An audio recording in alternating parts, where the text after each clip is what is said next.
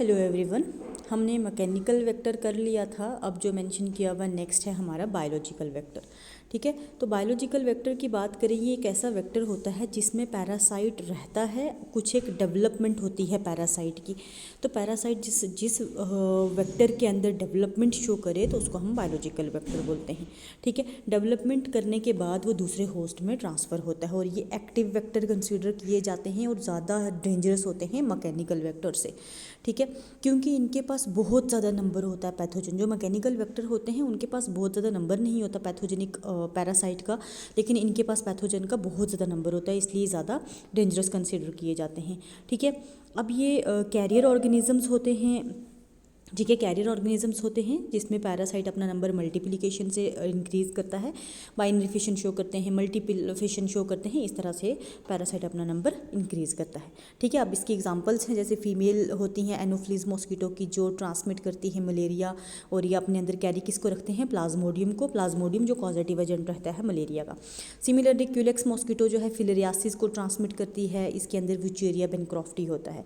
ठीक, sand flies जो हैं वो विसरल एंड क्यूटेनियस लेशमनियासिस को ट्रांसमिट करती हैं। रैट फ्ली जो है ब्यूबोनिक प्लेग को ट्रांसमिट करती है। ब्यूबोनिक प्लेग जो है एक बैक्टीरियल डिजीज़ है तो उसको ट्रांसमिट करेगी। ठीक, तो बायोलॉजिकल होस्ट में या बायोलॉजिकल वेक्टर में इससे ज़्यादा कुछ नहीं आता। नेक्स्ट हम करेंगे रिजर्वायर। ठीक, अब रिजर्वायर बच्चे एक ऐसा होस्ट होता है जो सर्व करता है, मतलब जो एक्ट करता है इन्फेक्शियस, पर उसमें कोई भी सिम्टम्स, डिजीज़ के सिम्टम वगैरह, जिसको डिजीज़ नहीं होती, लेकिन वो उसमें एबिलिटी होती है कि वो डिजीज़ को ट्रांसमिट कर सकता है। ठीक है, ऐसे ऐसे होस्ट को या ऐसी चीज़ को हम क्या बोलेंगे, रिजर्वायर बोलेंगे। ठीक है, अब उसके बाद इसमें ये रिजर्वायर जो हेल्प करता है सस्टेन, पैरासाइट को ज़िंदा रहने में हेल्प करता है। ठीक है, जब तक उसको अपना मेन होस्ट मिल जाता। देखो, पैरासाइट रिजर्वायर में डिवाइड नहीं कर सकता, ठीक है, लेकिन वो अपना क्या कर सकता है, खाना ले सकता है उस होस्ट से और सर्वाइव कर सकता है, लेकिन कोई डिजीज़ उसको नहीं कराता, और इसको हम लॉन्ग टर्म कैरियर भी बोलते हैं। ठीक है, और ये कोई भी डिजीज़ रिजर्वायर होस्ट को नहीं कॉज कराता। अब इसके कुछ एक करेक्टरिस्टिक फीचर्स हैं, जैसे कि ये लिविंग होस्ट होता है जिसमें पैथोजन फीड करता है, कभी कभार ग्रो करता है, बड़ा रेयरली रिप्रोड्यूस करता है और डिजीज़ नहीं करता। ठीक है, कंटामिनेटेड फूड और वाटर भी रिजर्वायर का काम कर सकते हैं। ठीक है, उसके बाद इसमें एक या एक से ज़्यादा स्पीशीज़ हो सकती हैं। रिजर्वायर को होस्ट को आइडेंटिफाई करने का बेनिफिट ये रहता है कि हम किसी भी डिजीज़ को आराम से क्योर कर सकते हैं, उसका इलाज जल्दी कर सकते हैं। अच्छा, एक पैथोजन, किसी एक पर्टिकुलर पैरासाइट या पैथोजन के एक या एक से ज़्यादा रिजर्वायर होस्ट हो सकते हैं।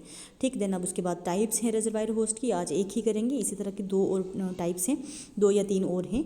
सबसे पहले है human as a reservoir host. तो ह्यूमन बींग्स भी कुछ कभी कभार रिजर्वायर होस्ट का काम करते हैं, जैसे कि किसी को कोई इन्फेक्शन हुई, कोई बीमार हुआ, उसके बाद रिकवर हो गया, रिकवर होने के बाद कुछ दिन तक उसमें से जो पैथोजन है वो ट्रांसमिट हो सकते हैं दूसरे पर्सन को। ठीक है, तो दूसरे पर्सन को ट्रांसमिट हो सकते, बंदा चाहे नॉर्मल हो गया है, लेकिन वो एक्ट करता है रिजर्वायर होस्ट। इसकी बेस्ट एग्जांपल जो है मानी जाती है मैरी मेलन या टाइफाइड मैरी, जिसको टाइफाइड था लेकिन उसको कोई सिम्टम नहीं थे और उसने आगे के इन सारे बंदों को टाइफाइड जो है ट्रांसमिट किया था। ठीक है, तो याद हम यही तक रखेंगे, ज़्यादा लंबा नहीं करते, दो तीन इसके रिजर्वायर होस्ट और हैं वो हम नेक्स्ट कर लेंगे।